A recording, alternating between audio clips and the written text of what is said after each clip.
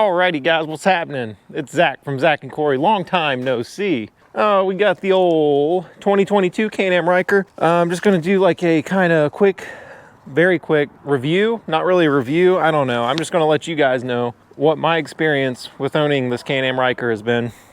So we're gonna go over this somewhat kind of quick, okay? A couple weeks ago, I walked out to my barn and there was a spot of coolant about that big around laying under the front of the Ryker, you know, under the radiator. I decided, well, I have this warranty, right? When I first bought it, I bought a 4-year warranty or something. I think it's an extra $1,000 or $2,000, something like that. That way, if anything goes wrong, you know, not my problem. I just take it to Can-Am. So, make a long story short, loaded it up on the trailer, took it to Can-Am the other day. This is February 2024. So it's just 2 years old. It just turned 2 years old. We received them in January of 2022 when we bought them. So I told him I just want an oil change, check out the coolant leak, just the basics, right? So just to check everything out, you know, oil change, check the coolant levels and all that was $300. Little steep, but you know, whatever. What they also ended up doing was recalls, right? So we have 6 recalls. I mean, this is a 2022, already has 6 recalls. I will give you a quick brief of what those are. One of them, the brake light may stay illuminated even if you're not hitting the brake. So they added a spring or whatever, no big deal. I knew about that because I noticed that the brake light would stick on sometimes and would kill the battery, so that sucked. The handlebar stem bolt may break. The nickname that I have for that is the Jesus bolt, because if that bolt breaks or shears, you're gonna see Jesus. So that's not a good one to have, right? So had them take care of that. Front fender electrical harness may be loose. I don't really care about that. I didn't care, but you know, since they're there anyways, go ahead and they went ahead and did that. The fuel pump, this is a new one. The fuel pump potential loss of propulsion. So the impeller could swell up and stop working. So it could just die at any point in time. So that's not too good a one. The key one, this was interesting because if you guys haven't seen my previous videos, I went over this at some point, right? You got your key, right? So you got your Ryker key. When we got these in 2022, we had pre-ordered them in 2021. So due to COVID, they were unable to get the chips for these keys or put the chips in them or something to do with the computer chip. So my Ryker could start any 2022 Ryker. Same with theirs. Anybody's key, you could use them with anybody's. So what Can-Am did to get around that was they added this, I don't know if you guys can see that. It's a parking brake lock, right? All it is a little tiny piece of metal that locks the lock. So somebody with a normal Ryker key could start yours, but they wouldn't be able to move. So yeah. But like I said, that's technically on recall, so they were able to install the chip into my key or replace the key. I had 2 keys, they replaced them both, programmed it to my Ryker and everything, so that makes me feel a little bit better. Something that was interesting to me, it says wheel studs broken, right? And I asked the guy, I'm gonna put a picture of this in the video, so note to myself, put the picture in the fucking thing. So what that is, there's supposed to be 3 studs on the back of the rim that, because this is a single lug nut kind of deal, there are 3 studs in this on the back side that engage with your rotor. 2 of mine was broken off. When I asked them, you know, how does this happen? There's a little bit of talk about it could have been done kind of poor installation, you know, if they kind of mess something up or whatever. The Can-Am dealer calls me, says, hey, you need a new rim. And I'm like, what the fuck? You guys were doing a normal checkup, right? How do I need a rim? You know what I mean? I've never wrecked it that bad.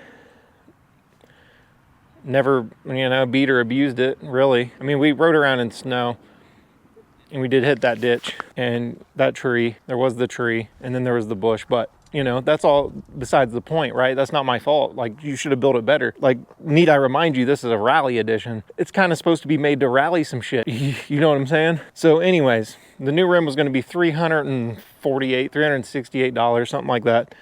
But because I bought that extended warranty, the 4-year warranty, that was covered by that. So I had to pay $50 to activate that insurance. Tried to get the old one so I could hang it on my wall as a keepsake, but They have to keep that stuff for about a year, so I might get it one day, maybe. We'll see. I don't know. Other than that, guys, as you can see, this rear fender, if you're familiar with Rykers, you'll probably notice it looks a little different back here.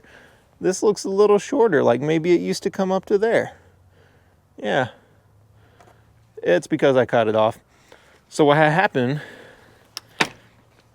I had a book bag on the back of this thing. Actually, no, I had a cooler on the back of this thing.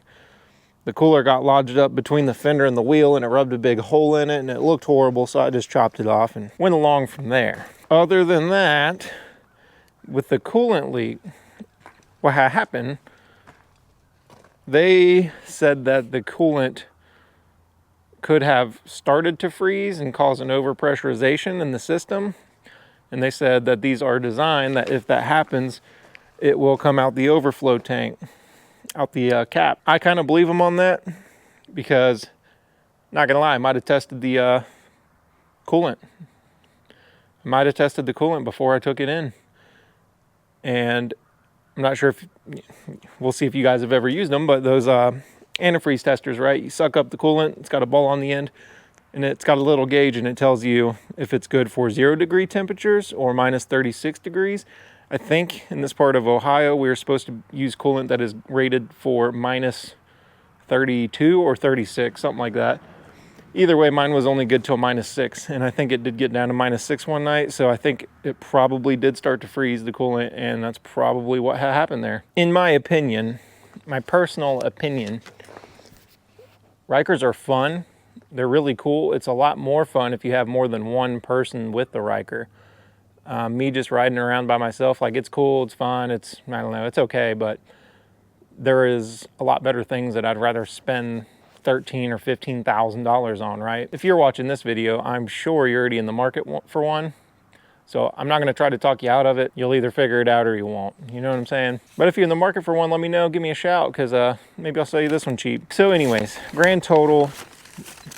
So my bill was $346 for a yearly checkup, oil change, coolant change, you know, all that. $346.51. Can-Am's bill for doing all the recalls and all that stuff was just over $1,450. So needless to say, if you do buy a new one, make sure you get the 4-year warranty for sure, because like something as simple as that rim, I mean, I didn't damage the rim. I didn't think it was broke or anything, but the pins on the back were broke off inside the rim, and apparently they can't drill them out and put new ones in. So you have to replace the whole rim. I mean, that there's $340, $380, something like that. So the only advice I can give you is, if you buy one, try to get a warranty with it. If not, be ready for you know, little things that cost $300, $400. Usually it doesn't sound too bad, but you know, when you paid 13 or 15 grand for it, the price gets up there kind of quick, you know. So other than that though, I'm trying to think anything else. I mean, we've been riding it quite a bit, on and off.